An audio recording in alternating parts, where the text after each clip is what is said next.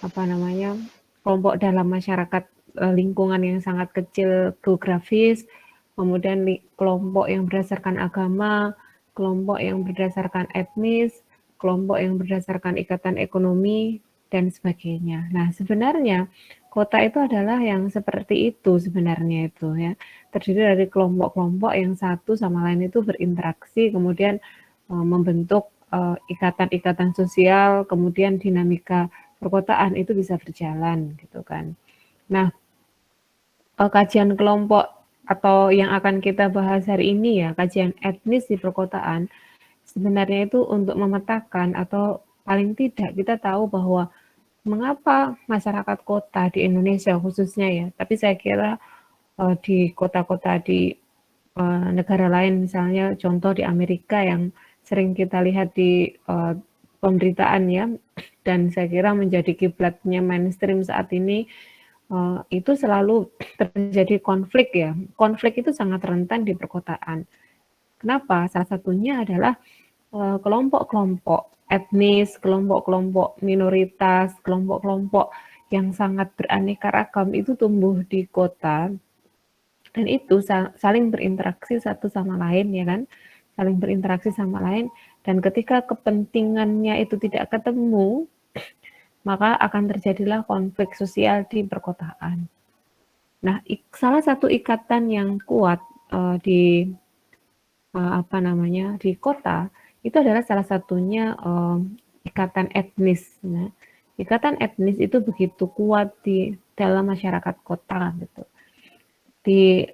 Saya kira sebagai contoh kalau di apa namanya di Jogja misalnya ada kelompok-kelompok mahasiswa yang berasal dari daerah mana itu mengumpul jadi satu.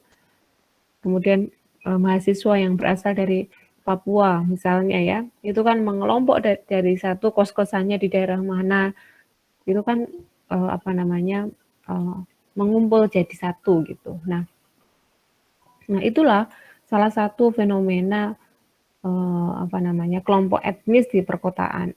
Di Jogja saya kira tidak sekentara di kota besar yang lebih dinamis ya, Jakarta misalnya.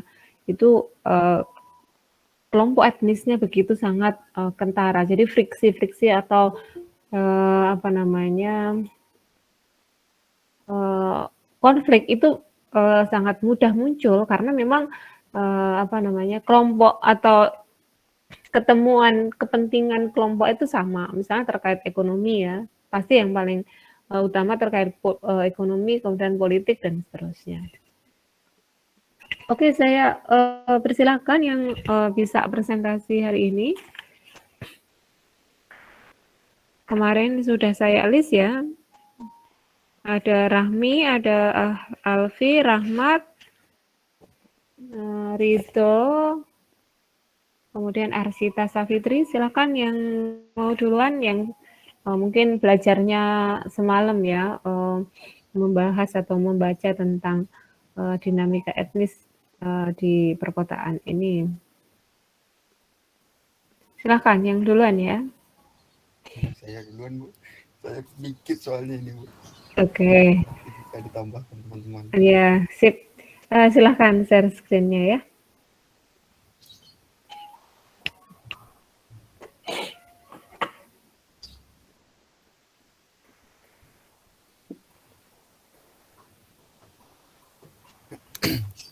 Ya, Assalamualaikum warahmatullahi wabarakatuh. Waalaikumsalam warahmatullahi Saya akan presentasikan sedikit aja ini yang saya bikin.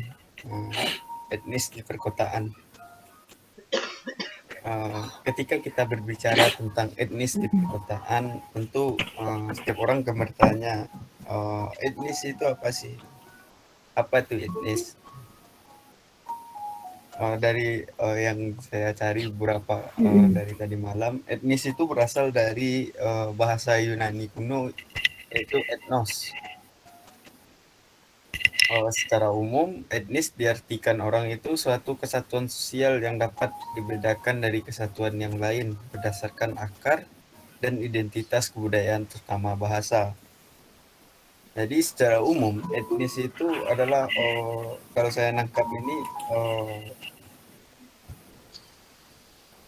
kumpulan orang yang dibedakannya itu nanti dari kebudayaannya, atau yang paling utama itu biasanya akan dibedakan dari bahasanya. Tentu tiap etnis memiliki bahasanya sendiri. Contoh di Jawa dengan bahasa Jawanya, di Madura dengan bahasa Maduranya, di Papua dengan bahasa Papuanya, atau di Sumatera dengan bahasa Sumateranya. Menurut Perahri, salah satunya yang saya kutip itu dari Will Bison, mengatakan bahwa etnis mungkin mencakup dari warna kulit sampai asal-usul acuan kepercayaan, status kelompok, minoritas, kelas stratifikasi, keanggotaan politik, bahkan program belajar. Jadi menurut Will Bison ini, etnis itu mencakup dari yang tadi hanya cuma kebudayaan dan bahasa. Will Bison ini mengartikan etnis ini sampai mengacu kepada warna kulit, baik itu warna kulit hitam, putih, coklat atau sebagainya, dan kepercayaan, baik itu kepercayaan agama, Islam, Buddha, Konghucu dan lainnya. Bahkan dari program belajar orang yang berkumpul untuk belajar pun digolongkan etnis oleh Wilson ini. Yang kedua, menurut Wilson Ningrat, etnis dapat ditentukan berdasarkan persamaan asal-usul. Bersama dengan Wilson tadi, yang juga mengatakan bahwa etnis itu bisa dilihat dari asal-usulnya, dari mana dia, yang merupakan salah satu faktor yang dapat menimbulkan suatu ikatan. Jadi orang biasanya menurut ini asalnya dari mana itu akan melahirkan sebuah ikatan yang terjadi saja itu. Contohnya ketika kita merantau ke tempat lain karena sama-sama asal usulnya contohnya dari sini, kita akan secara tidak sadar ataupun sadar itu akan mulai berikatan dengan orang lain yang sama dengan kota kelahiran kita. Selanjutnya, ini pertanyaan selanjutnya, apa sih pentingnya kita melihat etnis di perkotaan? Kita sama-sama tahu bahwa etnis di perkotaan itu amat bercampur aduk, tidak sama dengan di pedesaan. Di pedesaan biasanya hanya beberapa etnis yang ada, gitu. Berapa etnis, paling banyak di pedesaan itu 2 sampai 3. Namun berbeda di perkotaan, ada puluhan etnis atau ratusan etnis yang berkumpul di sana. Hal ini biasanya dengan banyaknya kelompok-kelompok etnis itu akan melahirkan sebuah konflik yang tidak yang bisa melahirkan konflik yang bisa juga melahirkan sebuah kebaikan atau malahan melahirkan sebuah keburukan. Jadi menurut saya pentingnya kita melihat etnis di perkotaan ini adalah kenapa banyak etnis yang ingin datang ke perkotaan. Kenapa mereka tidak di pedesaannya sendiri. Ini kan menjadi salah satu pertanyaan kenapa banyak etnis berkumpul di perkotaan. Setelah itu, setelah etnis yang banyak ini di perkotaan, biasanya akan lahir kubu-kubu etnis dari sini, dari sini. Dan itu biasanya akan saling bersaing, baik itu ekonomi, politik, dan sebagainya. Ya mungkin itu dari saya. Assalamualaikum warahmatullahi wabarakatuh. Waalaikumsalam warahmatullahi wabarakatuh. Terima kasih Mas Rahmat dan Diko ya. Mungkin ada yang teman-teman ada yang ingin menanyakan tadi yang sudah disampaikan oleh Mas Rahmat tadi. Satu pertanyaan tolong biar ada dinamika ya.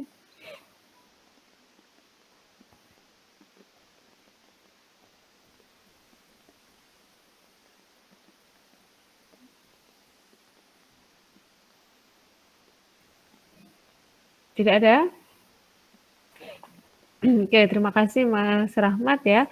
Tadi disampaikan bahwa yang disebut dengan etnis, saya kira teman-teman sudah paham semua dan ketika buka Google pasti akan keluar definisinya ya, bahwa etnis itu lebih pada kesamaan. Kesamaan dalam hal apa? Biasanya garis keturunan, kemudian budaya, ya kan? Kemudian kesamaan sejarah yang menjadikan ikatannya itu sangat kuat gitu. Ikatan etnis sangat kuat karena mayoritas memang diturunkan kan itu ya.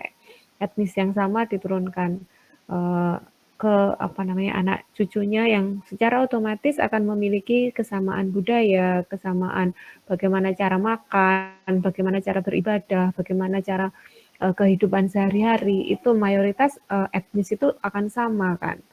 Kecuali ketika dia menikah dengan orang atau masyarakat di luar etnisnya, tentu akan memiliki kebudayaan yang berbeda. Makanya selalu ada apa namanya konflik atau katakanlah selalu ada ketidaksetujuan ketika apa pernikahan berbeda etnis misalnya ya kan banyak sekali apa namanya pertentangan atau disetujui atau tidak disetujui. Kenapa? Karena yang paling utama adalah apa namanya perbedaan budaya. Teman-teman nanya ke teman-teman Madura misalnya ya, menikah dengan suku Padang, menikah dengan suku Aceh, menikah dengan suku Papua, menikah dengan suku Jawa. Nah, itu apa yang paling membuat apa namanya perbedaan yang paling utama pasti budaya kan. Budaya orang Madura dengan budaya orang Sasak misalnya kan sangat berbeda dan ketika terjadi pernikahan antar etnis itu pasti akan terjadi silang budaya kan ya, terjadi perbedaan kebudayaan. Belum lagi nanti misalnya menikah dengan orang Amerika, menikah dengan Cina, ya kan, menikah dengan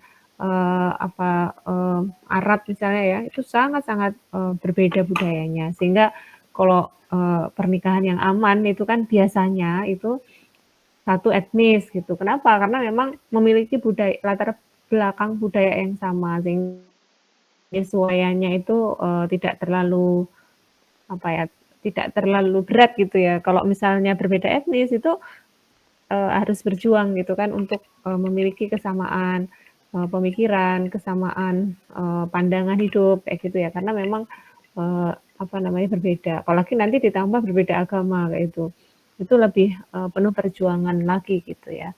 Tapi kalau mau aman-aman saja, itu kan menikah itu sama etnisnya, sama budayanya, sama agamanya. Nah itu lebih safety gitu kan. Tapi kalau teman-teman yang ngerasa aku bisa nih dengan dan aku apa bisa dalam kondisi berbeda etnis, nah itu apa namanya saya kira tidak masalah ya karena memang di Indonesia ini kita harus terbiasa dengan berbagai macam perbedaan budaya gitu ya. Perbedaan etnis itu kita harus membiasakan diri sehingga lebih toleran gitu kan harapannya. Dan memang kan terbukti bahwa muslim di Indonesia itu lebih toleran dibandingkan dengan muslim di negara-negara lain yang saya kira lebih keras terhadap kelompok-kelompok lain karena memang tidak terbiasa dengan perbedaan kan. Kalau di Indonesia karena etnisnya sangat beraneka ragam, pasti kita agak toleran kan. Bagaimanapun kita pasti akan toleran dengan teman-teman apa namanya kita di luar etnis kita. Kita pasti akan mengatakan oh iya ya kita berbeda budayanya kan dan saya akan menghormati dia sesuai dengan kondisi dia yang memang berbeda dengan saya gitu kan. Berbeda agama sama kayak gitu juga kan. Nah, itu memang menjadi keunikan ya bagi muslim di Indonesia yang terbiasa dengan perbedaan. Nah, ketika ini bergeser ya, perbedaan-perbedaan etnis itu bergeser ke wilayah perkotaan, tentu butuh dua hal itu. Tadi disampaikan Rahmat ya, bisa menjadi suatu kekuatan yang sangat luar biasa. Perbedaan itu kan sangat indah ya kalau misalnya kita bisa saling menghargai. Kita bisa dalam satu persatuan ekonomi, dalam satu kesatuan sosial dan budaya itu bagus. Sebaliknya, ketika kita tidak mampu mengelola berbagai macam kepentingan dari berbagai macam kelompok itu pasti akan konflik. Dan itu hampir sering terjadi di Indonesia ya, tapi jangan dimaknai bahwa konflik itu sesuatu yang negatif. Konflik itu terkadang memang perlu untuk kualitas yang baru kan, ya kan? Situasi sosial itu perlu dikonflikkan untuk mendapatkan kedamaian kayak gitu. Itu nanti kalau teman-teman belajar masalah sosiologi konflik dan rekonsiliasi sosial kan seperti itu ya.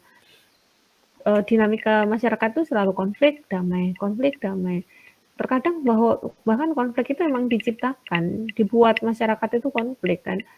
Karena memang di Indonesia itu sering seperti itu. Kenapa? Karena kita berbeda gitu loh. Bagaimanapun kita berbeda. Walaupun kita sangat dekat itu tapi berbeda dalam banyak hal ya. Karena memang bayangkan ya, kita terdiri dari berapa? Etnis kita itu berapa ya? Hampir 1000-an loh etnis itu. Sama-sama Madura tentu ada etnis yang berlapis-lapis. Sama-sama orang Jawa, lapisan-lapisannya banyak. Sama-sama orang Sunda, lapisan-lapisannya kan banyak. Kelas sosialnya, kemudian dinamika masyarakatnya itu berbeda satu sama lain. Ada Sunda tradisional banget, ada yang Sunda sangat modern, sama Jawa pun sangat konvensional, kemudian sangat Islami, kemudian sangat nasionalis itu juga sangat beraneka ragam gitu. Jadi memang kita harus sadar ya bahwa negara kita itu sangat rentan dengan konflik. Nah, artinya kita di masyarakat itu harus siap dengan situasi itu gitu kan. Kita harus siap dengan perbedaan. Kita harus siap dengan bagaimana berdamai dengan perbedaan itu. Nah, itu yang maksudnya pesan yang ingin saya sampaikan itu seperti itu ya. Karena memang bagaimanapun dimanapun di Indonesia ini khususnya ya, itu kondisinya seperti itu. Nanti kalian kerja di Jakarta, itu akan menjumpai konflik-konflik etnis yang luar biasa. Tapi jika kalian mampu ya, jika kalian mampu untuk berdamai dengan situasi, itu pasti akan menjadi pemenang gitu loh. Artinya bisa menghargai, bisa bertoleransi, bisa saling bekerja sama. Kan kalau sekarang ini yang perlu kita tekankan itu adalah bagaimana kita berkolaborasi kan, bukan bukan saling bersaing, tapi berkolaborasi. Untuk apa? Ya untuk prestasi, untuk kepentingan ekonomi. Bagaimana kita punya apa, teman yang lain punya apa, mari kita buat inovasi kan seperti itu kan. Dalam perusahaan-perusahaan pun kan harus seperti itu kan.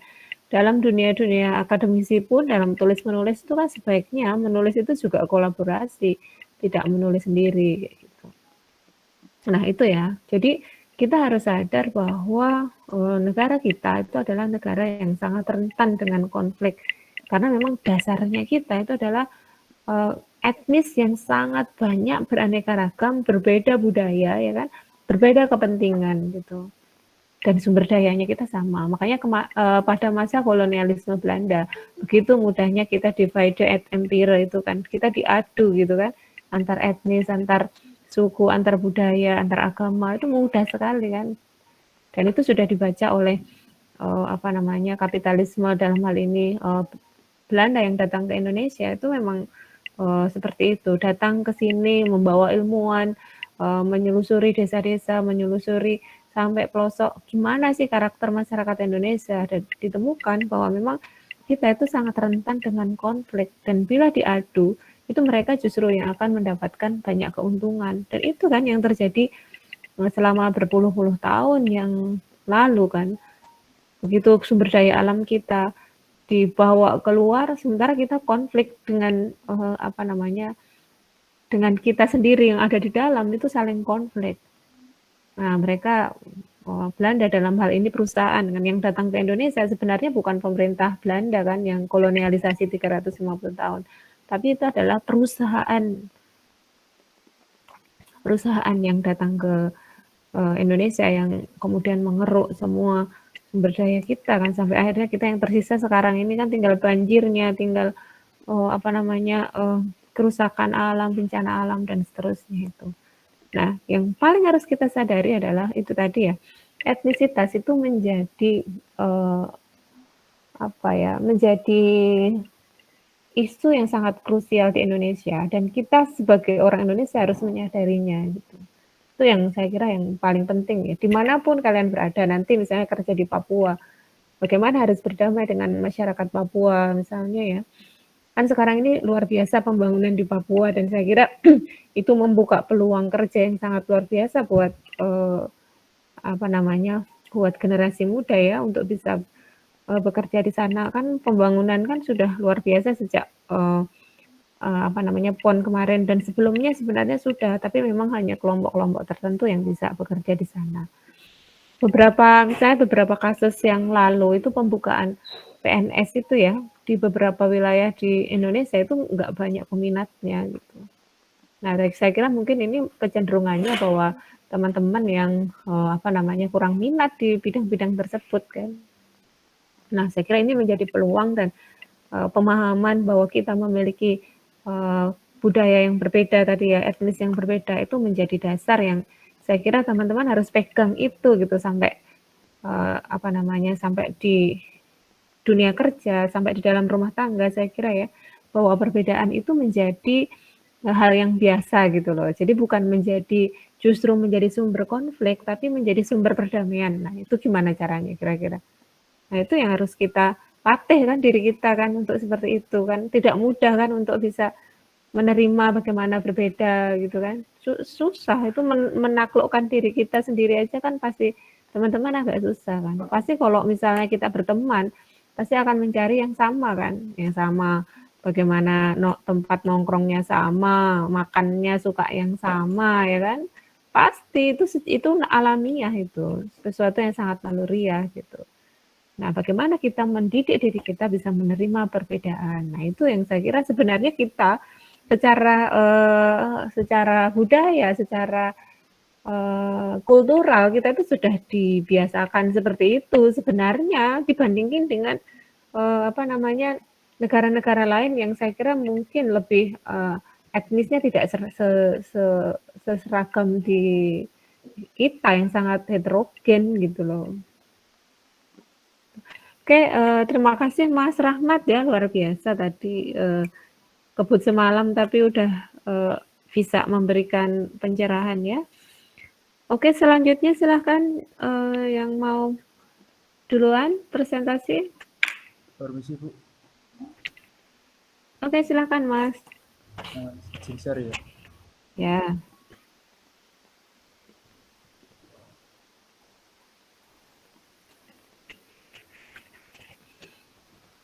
Atau sudah terlihat Bu?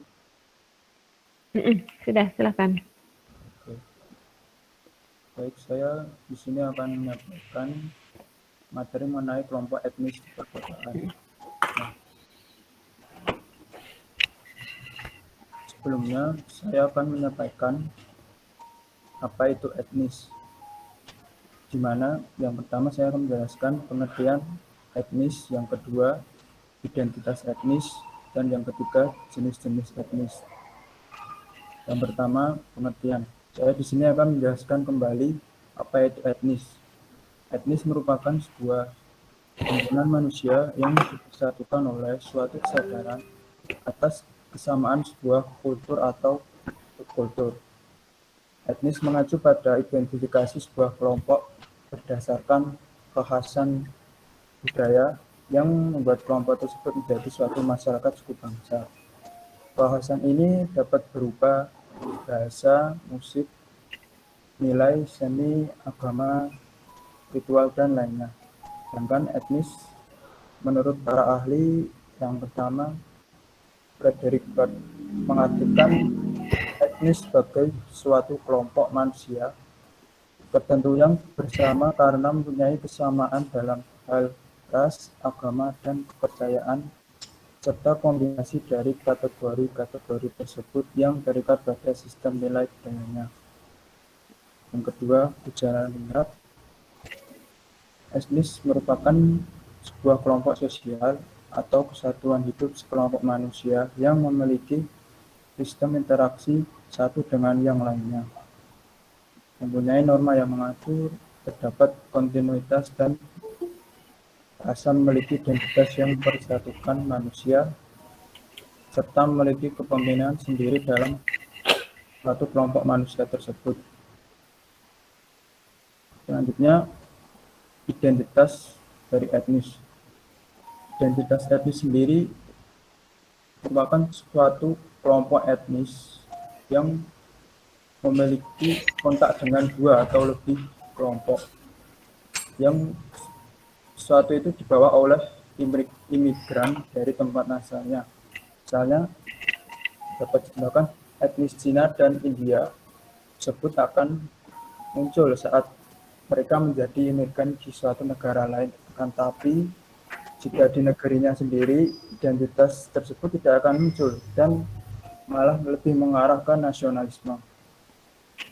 Perkotaan sendiri memberikan kontribusi dalam penguatan solidaritas karena adanya pengelompokan etnis, beragam kebudayaan, ekonomi, dan pendidikan yang mempertahankan identitas etnis tersebut. Pengelompokan itu dilakukan guna untuk membatasi kelompoknya dengan kelompok lain dalam menjaga solidaritas.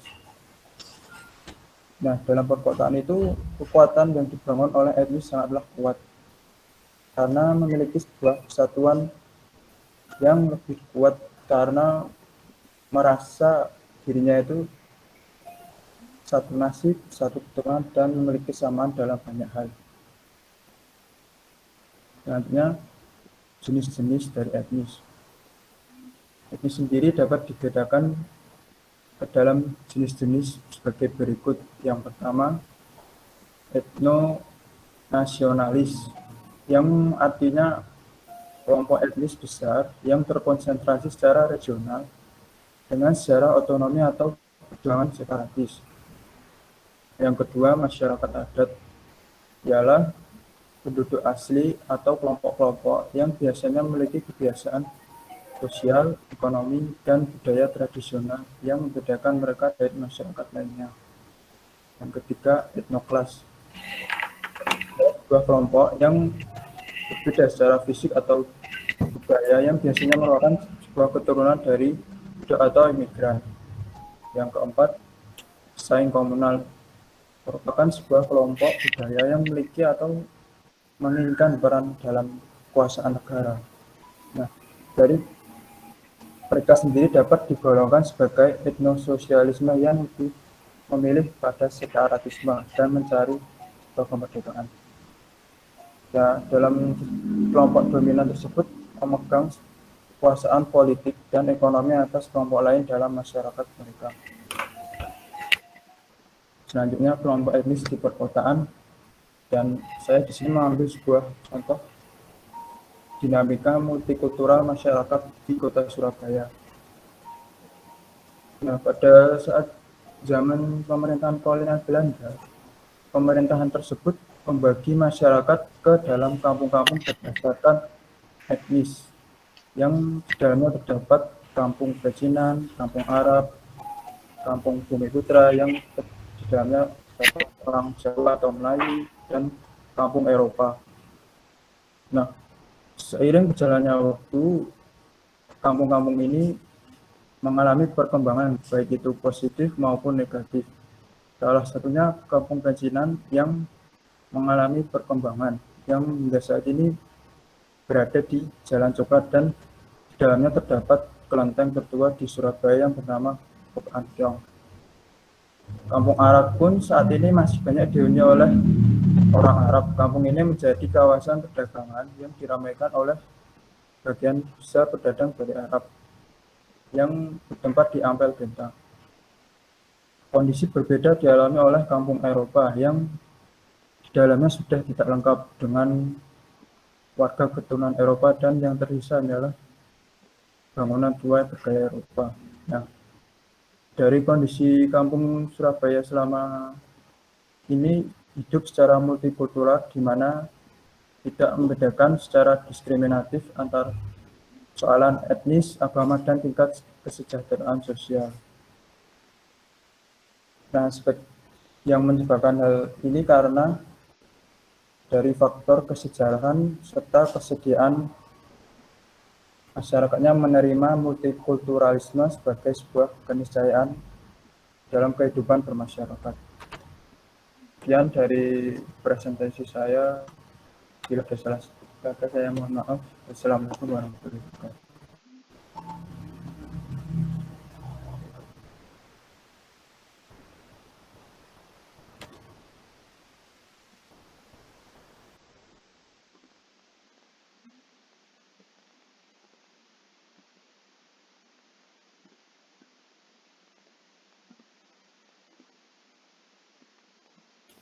Oke, terima kasih ya Mas Muhammad Ridho Gifari ya.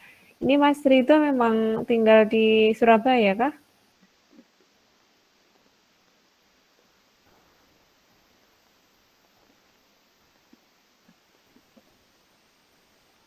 Contohnya sangat menarik ya tadi bagaimana masyarakat di kota Surabaya itu terklaster-klaster berdasarkan etnisnya ya. Ada etnis Arab tadi diceritakan, kemudian ada Cina, kemudian masyarakat pribumi di wilayah-wilayah tertentu, kemudian masyarakat Eropa yang di satu tempat juga. Ya.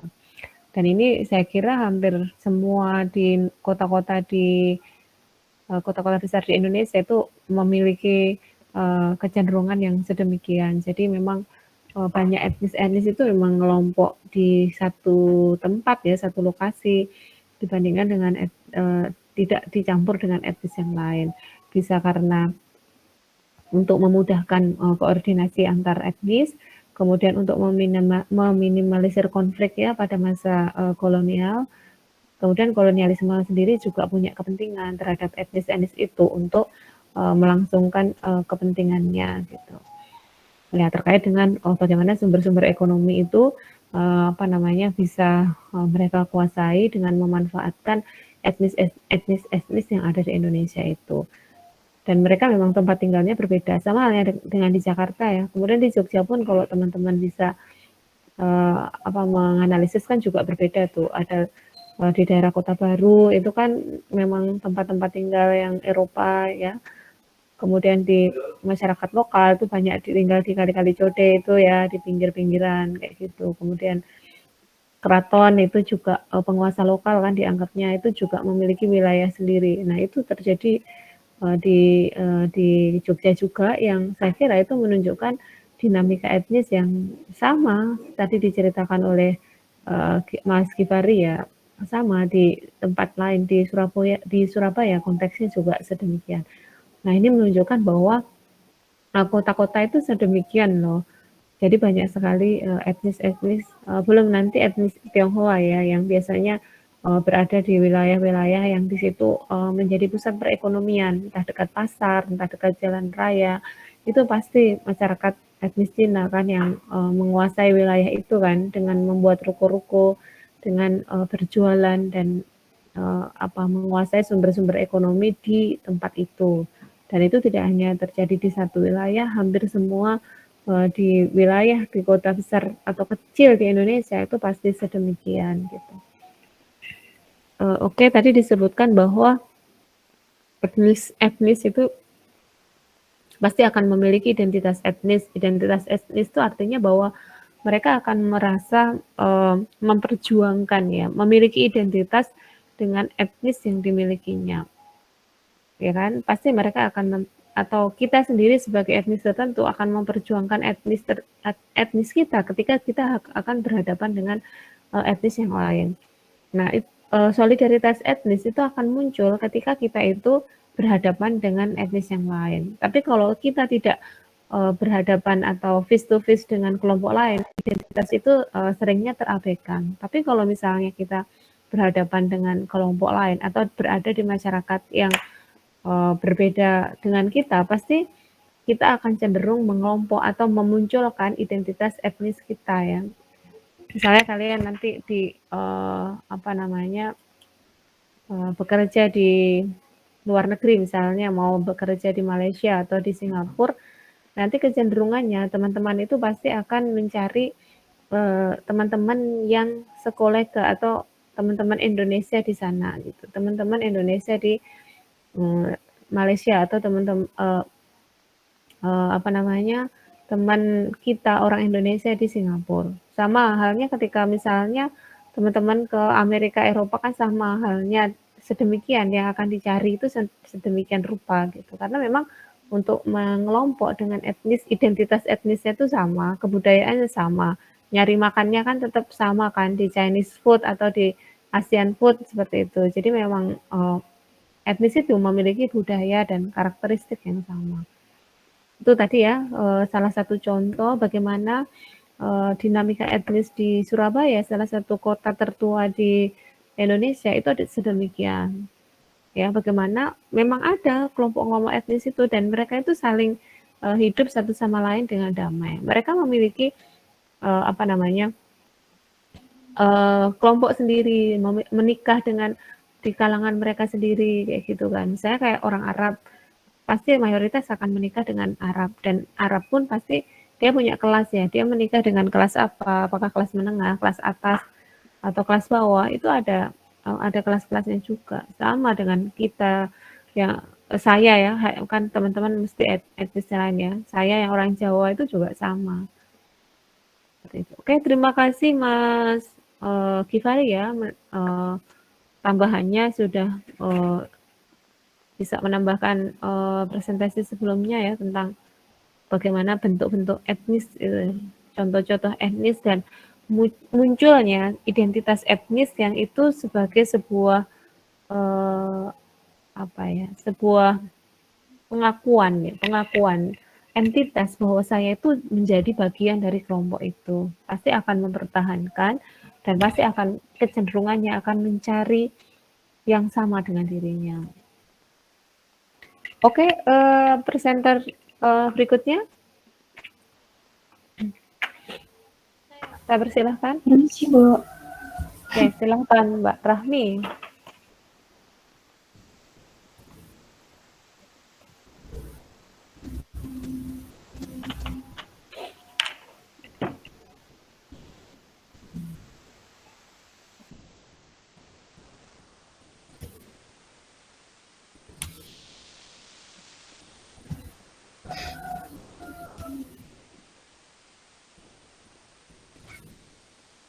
Mohon maaf, Bu, apakah sudah terlihat? Sudah, Mbak. Oh, iya. Silakan. Assalamualaikum warahmatullahi wabarakatuh. Di sini saya akan menambahkan presentasi dari teman-teman saya sebelumnya, yaitu pengertian etnis. Etnis atau kelompok etnik merupakan sebuah himpunan manusia atau subkelompok manusia yang dipersatukan oleh suatu kesadaran atas kesamaan sebuah kultur atau subkultur tertentu. Berikut beberapa pengertian etnis menurut para ahli. Yang pertama dari Friedrich Barth mengartikan istilah etnis sebagai suatu kelompok manusia tertentu yang bersama karena mempunyai kesamaan dalam hal ras, agama dan kepercayaan, asal-usul serta kombinasi dari kategori-kategori tersebut yang terikat pada sistem nilai budayanya sendiri. Lalu yang kedua dari Kamus Besar Bahasa Indonesia atau KBBI, bahwa istilah etnis atau etnik memiliki makna sebagai suatu kelompok sosial masyarakat yang berada dalam sebuah sistem sosial atau kebudayaan yang menjadi pedoman. Kelompok sosial ini memiliki peran dan kedudukan tertentu berdasar pada faktor genetik, adat maupun tradisi, agama dan kepercayaan, sistem bahasa, dan lain sebagainya. Lalu, pengertian kota.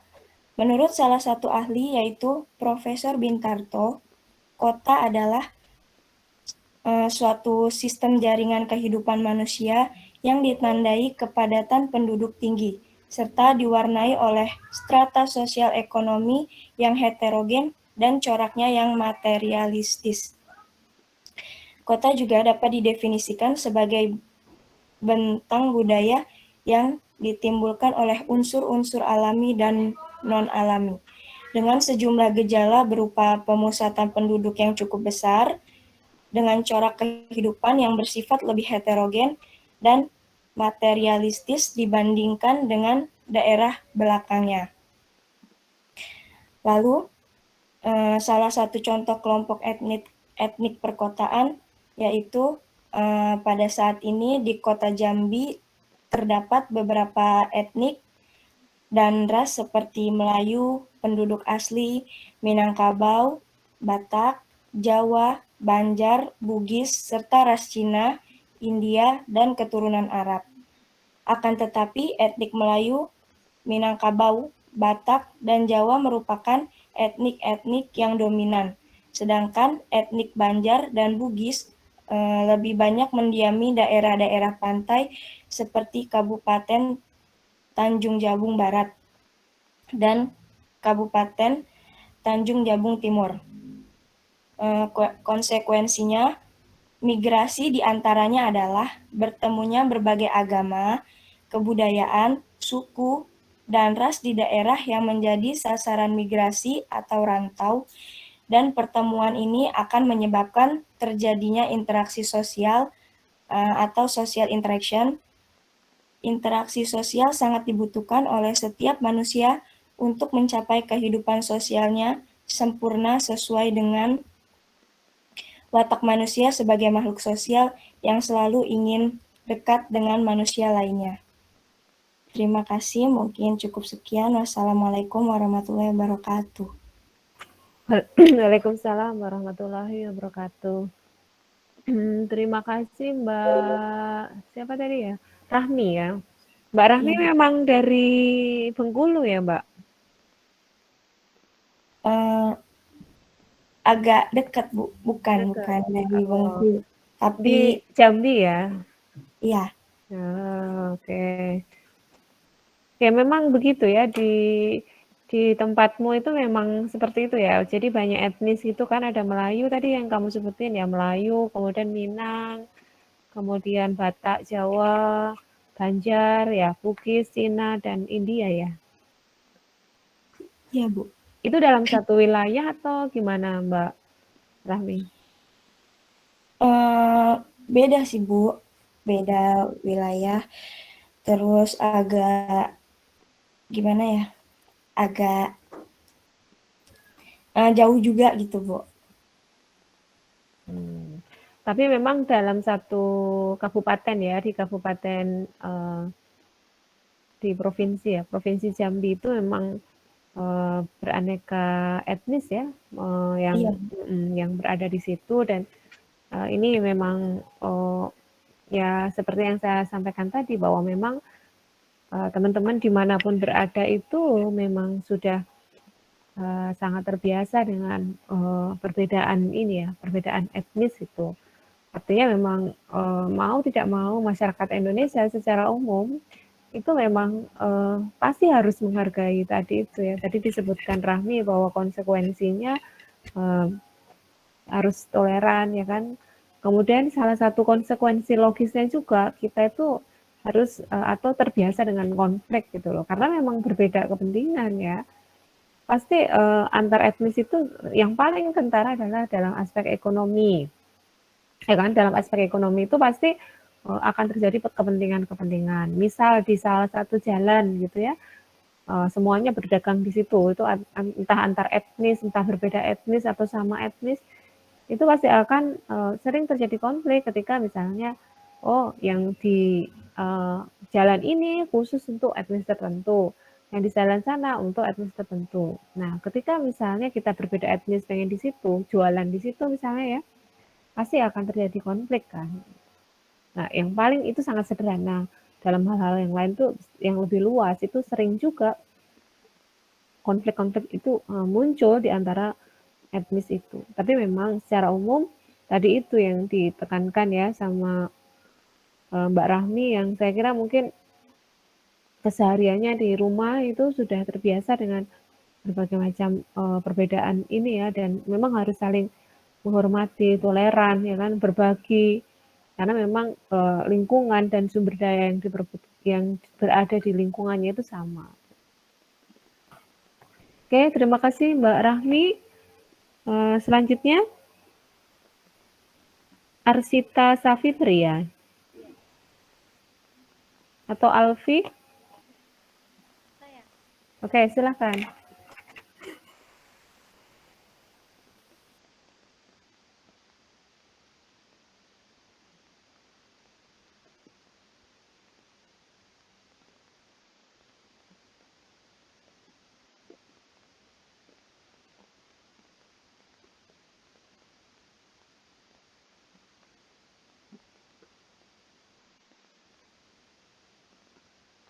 Kalau Kelompok etnis perkotaan. Pengertian kelompok etnis merupakan suatu gugusan manusia yang anggota-anggotanya mengidentifikasikan diri. Kok suaranya kecil banget ya, Mbak? Merupakan suatu gimana Bu? Kok suaranya kecil? Oh, nggak pakai headset ya? Oh gitu, oke.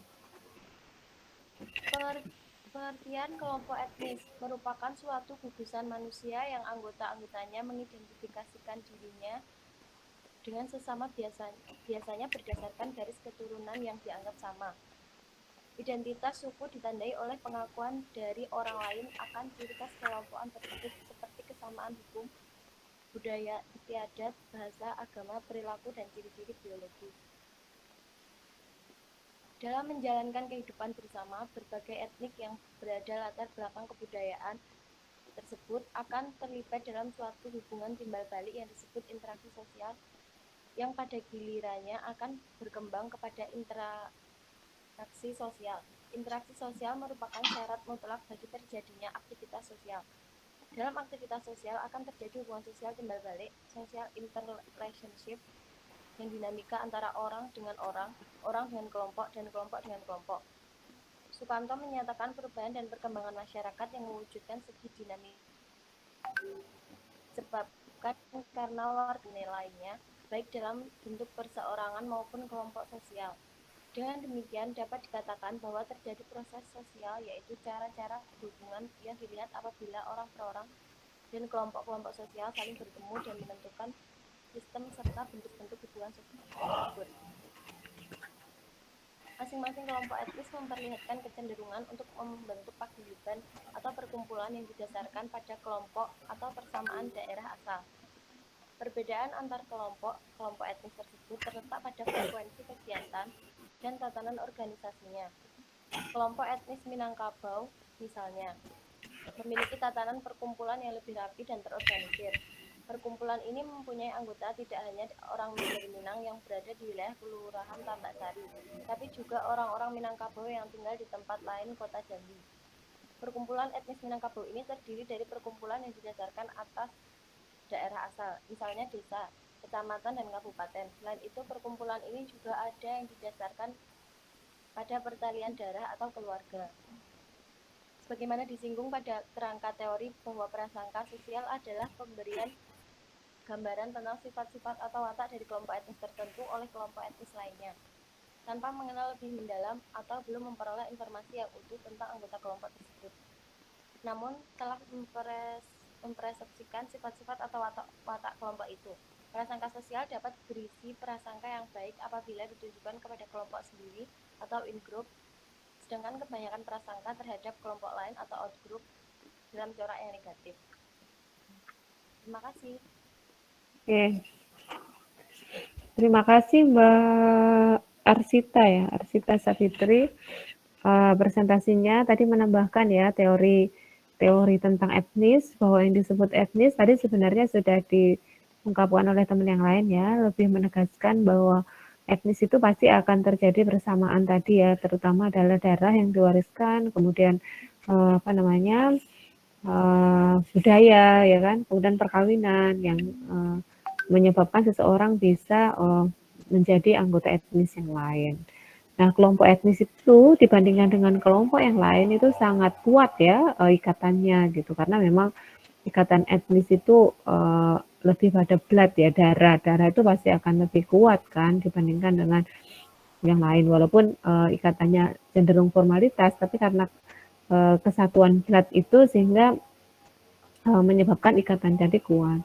Dan bisa dibayangkan ya teman-teman ketika kenapa konflik antar etnis di Indonesia itu kayak semacam apa kalau istilah kalian itu seperti gunung es ya, tertutup gitu, tapi sebenarnya banyak dan rentan gitu loh, rentan untuk disulut oleh pihak lain jika ada kepentingan lain yang menginginkan kita untuk ada sumber daya alam yang ingin mereka raih, itu sangat gampang sekali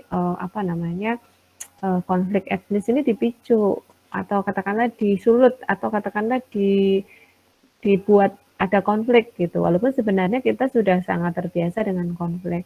Tapi kalau pasti ada alasan ekonomi, pasti itu akan sangat lebih mudah untuk dikobarkan api permusuhan kayak gitu tuh cepat sekali gitu. Karena memang ikatan etnis itu pasti sangat kuat ya dibandingkan dengan berbeda etnis gitu. Mereka akan merasa menjadi solidaritas yang ada di dalamnya itu pasti akan terbentuk dan hampir semua di kita pasti akan melestarikan. Sebagai contoh mungkin kalau orang Jogja asli itu kan orang yang tinggal di Jogja atau Jawa itu kan pasti ada itu yang suka ada arisan terah misalnya ya. Nah, arisan terah itu biasanya kan dalam rangka untuk menguatkan bahwa kita itu satu keturunan yang sama, harus saling berbakti, harus saling secara ekonomi harus saling membantu gitu. Nah, itu yang terjadi kan dan saya kira di etnis-etnis lain selain Jawa, mohon maaf ya karena saya Jawa, itu pasti memiliki tradisi yang sama untuk bisa menguatkan etnisnya gitu loh. Karena memang identitas ini dipelihara sebagai sebuah entitas bahwa saya menjadi bagian dari kelompok itu gitu loh. Nah, menjadi kelompok itu pasti akan solidaritasnya akan lebih gampang jika berada di tempat yang lain gitu.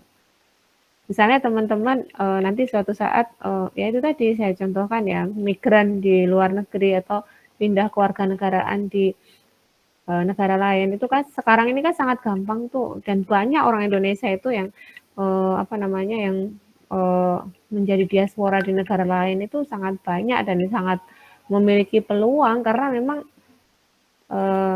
kita memiliki kompetensi dan menjadi orang pekerja itu senang gitu loh. Jadi kita bisa mudah diterima karena memang hasrat kita untuk bekerja di negara lain itu besar gitu dan kita memiliki itu gitu dan itu terbuka lebar di negara lain gitu. Karena saya yang paling dekat contohnya itu teman saya itu ada gitu loh yang ke negara lain dan pindah ke warga negara di situ karena sekolah, kemudian nggak balik lagi, kemudian menjadi warga negara di sana ya sudah gitu. Dan itu saya kira teman-teman di generasi sekarang tuh sangat terbuka lebar seperti itu gitu loh. Itu jadi kecenderungan etnis itu seperti itu ya. Identitas etnis itu pasti akan menguat dan cenderung dikuatkan oleh pemilik identitas itu sendiri gitu. Sengaja atau tidak sengaja atau karena itu naluriah ya alamiah orang akan berkumpul pasti dengan kelompok yang sama. Oke, terima kasih Arsita ya tadi sudah Arsita sebenarnya sudah memberikan penguatan teori ya tadi tentang definisi kelompok-kelompok dan salah satu kelompok yang memiliki identitas yang sangat kuat itu adalah kelompok etnis. Oke, yang terakhir silahkan Mas Alfi ya.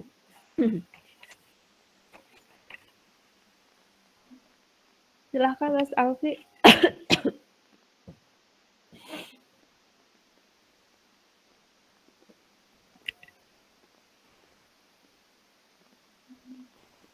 Halo Mas Alfi. Hadir ya Alfi ya? Sepertinya sinyalnya sedang itu Bu bermasalah.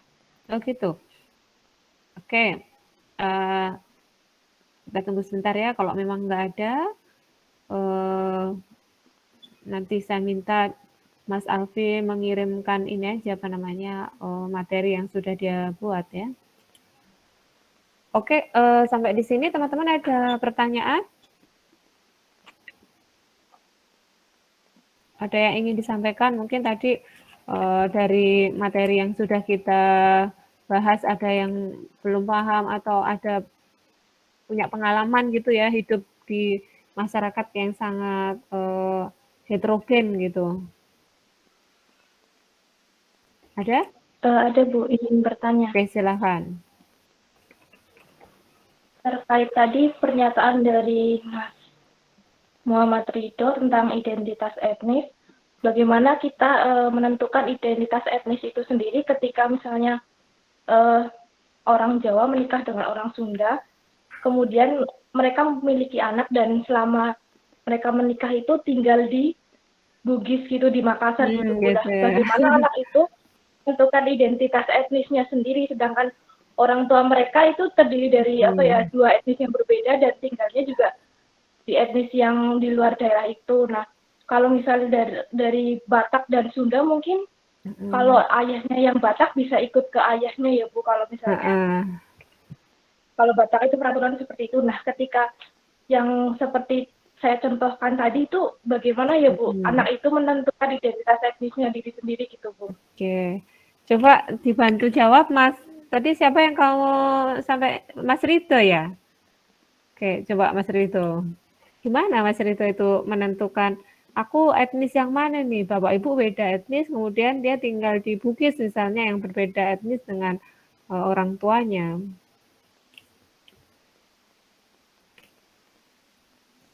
Gimana Mas Rito?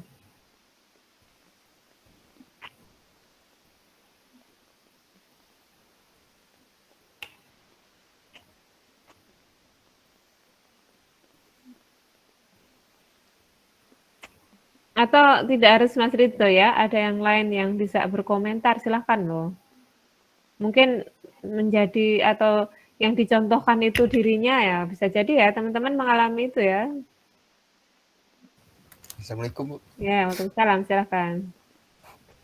Ya, tadi pertanyaannya itu ketika ini ya Bu, anak yang memiliki orang tua yang berbeda etnis dan dia tinggal di etnis yang berbeda juga. Keren itu ya kasusnya itu. Kalau saya nangkapnya ya Bu, di Ya. sistem kebudayaan yang ada di Indonesia, terkecuali Minangkabau, semua sistem kebudayaan itu garis keturunannya menurut bapak biasanya. Kebanyakan ada satu lagi di Indonesia ini, aku lupa, saya lupa. Ada juga yang materialis itu. Ya, matrilineal. Matrilineal sama patrilineal. Sistem Ya, dari ya. keturunan itu kan ada dua, matrilineal sama patrilineal. Patrilineal ya. Jadi kebanyakan di Indonesia dan di dunia sistem yang digunakan itu adalah sistem patrilineal. Jadi anaknya biasanya nggak akan kebingungan. Dia akan yang jadi PR itu sebenarnya menurut saya pribadi, Bu, ketika orang yang sistemnya matrilineal, bapaknya yang sistemnya matrilineal, ibunya sistemnya patrilineal, itu akan jadi persoalan sebenarnya. Ada dua kekuatan yang berbeda ya. Tapi kalau ayahnya misalnya sukunya tadi Jawa sama Sunda, kan sama-sama sistem patrilineal. Patrilineal. Itu tidak bisa dilihat saja. Misalnya ayahnya Jawa, maka dia otomatis sukunya Jawa. Tapi akan berbeda ketika ayahnya sistemnya matrilineal, ibunya sistemnya patrilineal. Minangkabau misalnya, Minangkabau dengan Jawa misalnya. Ya. Laki-lakinya Minangkabau, perempuannya Jawa nih Bu. Anak Java ini ya itu. Itu akan jadi masalah. Tapi dari apa ya Bu, sedikit bacaan saya itu bahwa ada loh sebuah sistem kayak naturalisasi lah bahasanya itu Bu, di Minangkabau itu, bahwa orang yang nggak Minangkabau pun bisa dapatkan suku di Minangkabau. Saya nggak tahu apakah di Jawa juga gitu sistemnya atau di Bugis juga gitu ada sistem seperti itu.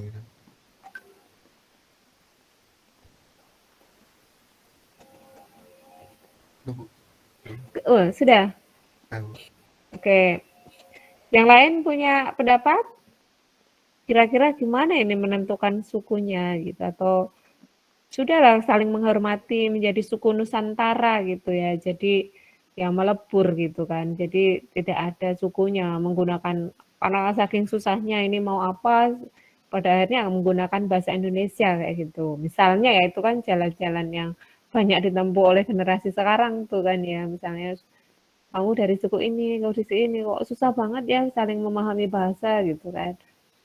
Ya udah kita pakai bahasa Indonesia aja gitu kan, dan kebetulan kita ditinggal di kota misalnya ya, yang itu sangat memungkinkan dia menggunakan bahasa Indonesia dan itu menjadi problematika di kita sekarang kan, bahwa anak-anak muda sekarang itu susah sekali untuk bisa melestarikan budaya yang dia miliki gitu kan, karena memang begitu susahnya untuk bisa belajar bahasa Jawa. Sekarang pun ya untuk bahasa Jawa misalnya itu untuk sampai bahasa yang sampai level-level bahasa kromo, inggil itu ya, itu nggak banyak. Mungkin generasi saya aja nggak banyak, apalagi yang anak-anak keturunan ketiga, keempatnya gitu kan sudah dibiasakan dengan use English misalnya ya, atau kesehariannya pakai bahasa Indonesia. Jadi memang nilai-nilai etnis itu menjadi luntur gitu. Ada pendapat lain? Nah, ini menjadi apa ya, banyak fenomena yang ada di masyarakat kita yang mengalami hal ini, terutama misalnya orang-orang yang migran ke kota besar, kemudian dia akan bertemu dengan berbagai macam etnis dan dia memilih dan dalam perjalanannya dia harus menikah dengan orang yang berbeda etnis gitu ya. Kemudian dia menentukan suku yang mana gitu kan. Nah tadi menurut Rahmat bahwa tergantung dari dominannya siapa dalam pernikahan itu ya. Kalau misalnya dominannya laki-laki, pasti di situ akan ngikut dengan budaya bapaknya. Tapi saya kira itu tidak di era sekarang ini tidak mesti. Ketika misalnya di dalam budayanya adalah perempuan, maka ini akan mengikut ibunya gitu. Jadi kecenderungannya kuat yang mana atau bisa jadi tidak sedemikian. Saya kira memang ini menjadi berbagai macam kasus ini bisa banyak pilihan sih menurut saya ya, bisa saling melestarikan gitu ya. Karena memang keluarga ini tergantung dari pasangan masing-masing gitu loh, tidak bisa disamakan gitu loh. Makanya ketika setiap ada undang-undang di Indonesia yang mengatur urusan rumah tangga itu pasti susah untuk disahkan karena memang perbedaan dari masing-masing keluarga itu pasti akan berbeda satu sama lain. Sehingga kan yang diambil kan akhirnya affirmative action itu kan. Jadi karena memang berbeda definisi misalnya definisi dulu yang saya pernah alami ya, definisi pembantu rumah tangga misalnya apa sih, itu kan tidak bisa disebutkan, kemudian pekerjaannya apa dan seterusnya. Jadi memang ketika ini memang idealnya seperti yang disampaikan Rahmat tadi bahwa di mana di situ ada dominasi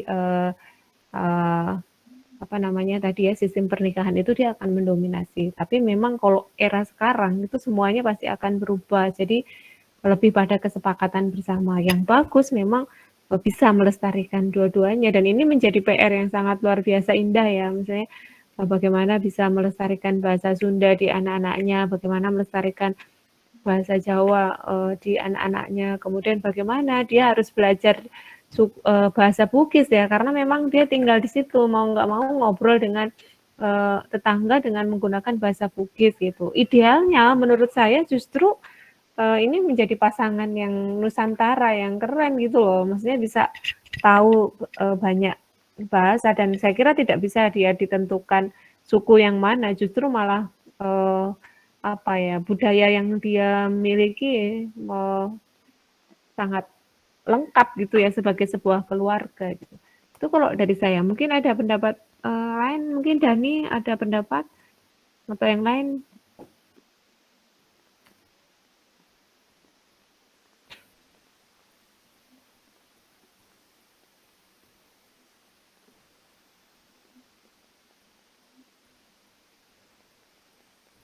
Tidak ada?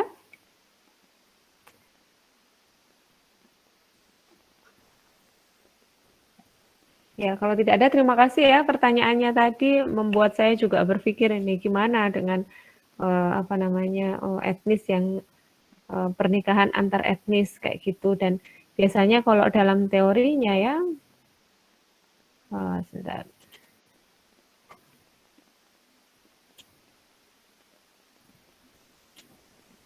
Nah, dalam teorinya, nah, bentar ya.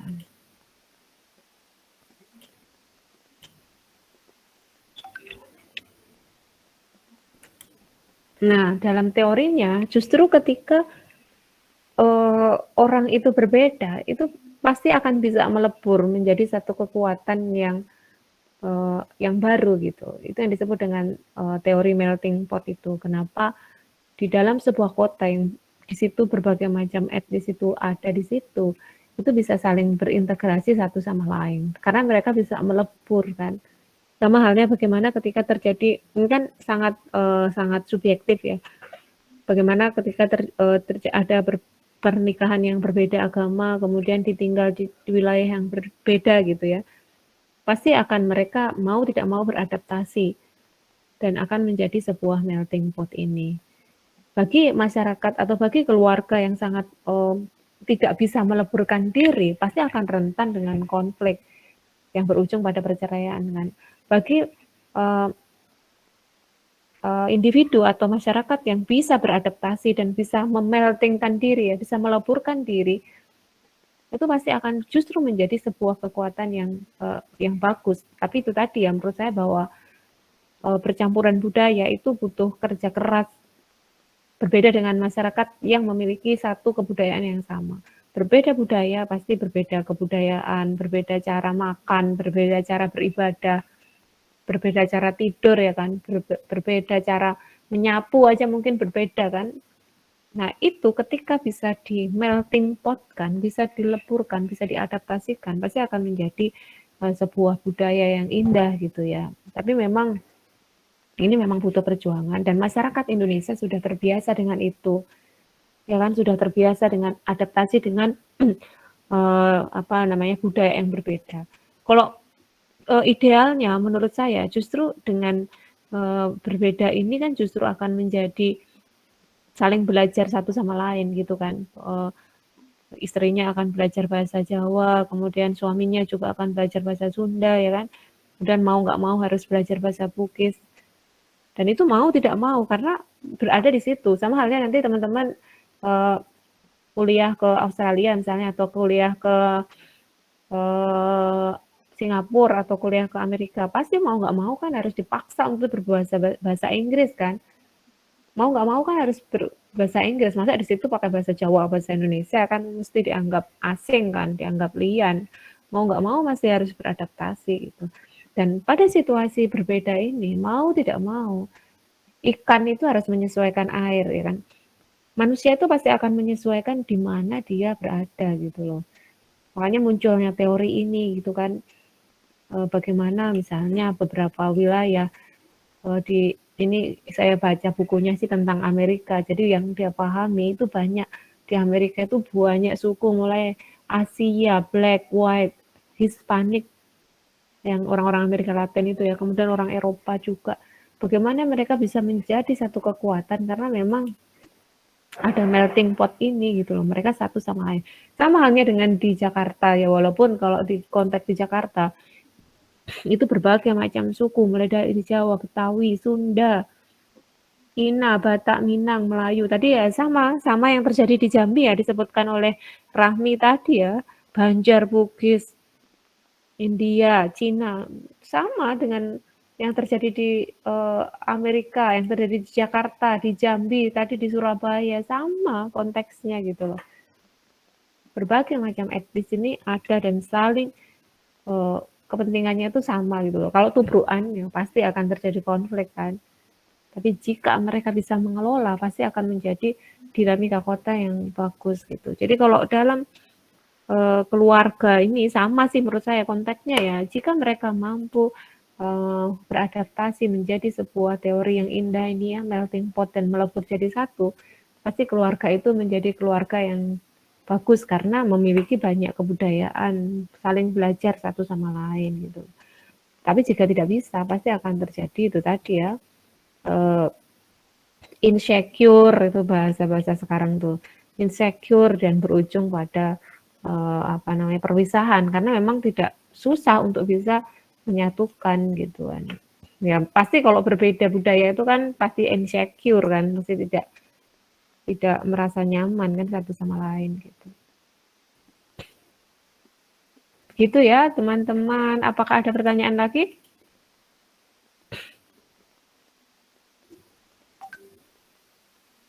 Oke, kalau tidak ada pertanyaan, terima kasih. Kita masih ada 2 kali pertemuan ya. Masih ada 2 kali presentasi lagi. Nanti materi apa saya share minggu depan. Moga-moga saya tidak lupa ya. Di malam hari harus nge-share ke teman-teman karena pasti banyak sekali tugas. Dan jangan lupa nanti di tugas akhir tetap ada paper ya. Saya harapkan papernya bagus, nanti bisa saya publikasikan di chapter book sosiologi ya dengan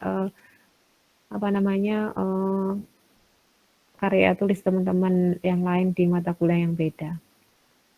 Oke, kalau tidak ada pertanyaan, terima kasih ya untuk sharing hari ini. Sungguh keren-keren tuh, walaupun satu malam materinya keren teman-teman ya, dan sudah bisa mengangkat contoh-contoh yang teman-teman hadapi sendiri kan tadi di Jambi, Surabaya, kemudian di Jakarta itu memang kondisinya memang seperti itu dan kita harus bersiap ya dengan perbedaan itu. Jangan menganggap perbedaan itu sebuah konflik, tapi justru perbedaan itu menjadikan kita untuk belajar bagaimana toleransi kan ya, menghargai kelompok lain, menghargai teman yang berbeda. Itu contoh yang sangat sederhana, tapi dalam skala luas itu yang kita hadapi adalah ya itu tadi ya, perbedaan etnis itu. Ya, terima kasih ya. Silakan nanti presensi di daring UIN Suka. Terima kasih hari ini luar biasa ya, keren presentasinya.